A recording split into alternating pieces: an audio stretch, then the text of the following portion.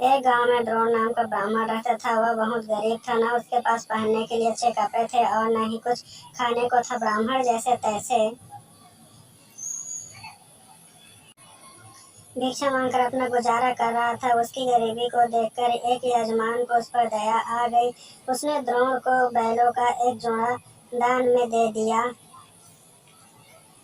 बैलों को गौधन मानकर ब्राह्मण द्रोण उनकी सेवा पूरी लगन के साथ करने लगा। उसे बैलों से इतना प्रेम था कि वो खुद कम खाता था, लेकिन बैलों को भरपेट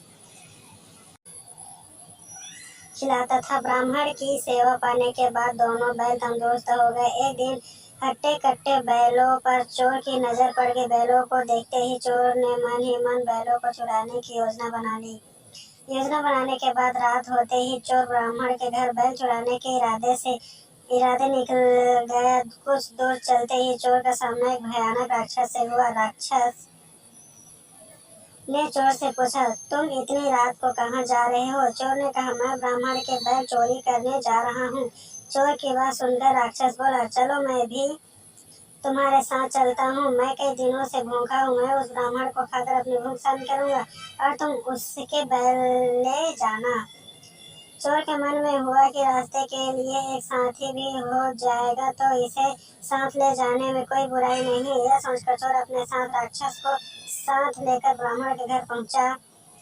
ब्राह्मण के घर पहुंचकर राक्षस बोला, पहले मैं ब्राह्मण को खा लेता हूँ, उसके बाद तुम बैल चुरा लेना। चोर ने कहा, नहीं, पहले मैं बैल चुराऊंगा, उसके बाद तुम ब्राह्मण को खाना। अगर तुम्हारे आक्रमण के से ब्राह्मण जाग गए तो मैं बैल चुरा नहीं पाऊंगा। फिर राक्षस बोला, जब तुम बैल खोलोगे तो उसकी आवाज से भी ब्राह्मण जाकर अपनी रक्षा कर सकता है।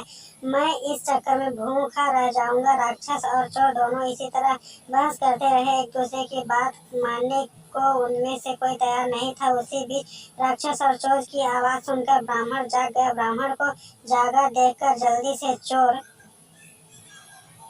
बोला, हे ब्राह्मण, देखो यह राक्षस आपको खाने आया है, लेकिन मैंने इससे आपको बचा लिया।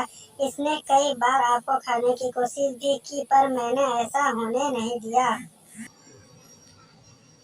चोर की बात सुनकर राक्षस ने भी तुरंत कहा, नहीं ब्राह्मण, मैं आपको खाने नहीं बल्कि आपके बैलों की रक्षा करने के लिए यहाँ आया हूँ। यह चोर आपके बैल चुराने आया था। दोनों की बात सुनकर ब्राह्मण को शक हुआ। खतरे को भांपते हुए ब्राह्मण ने फटाफट डंडा उठाया और दोनों को भगा दिया। कहानी से सीख, हमें हमेशा परिस्थिति के अनुसार काम करना चाहिए। जैसे इस कहानी में ब्राह्मण ने किया। उसे चोर व राक्षस की बात सुनने के बाद अपनी आत्मरक्षा के लिए डंडा उठा लिया, जो उस परिस्थिति के बिल्कुल सही था।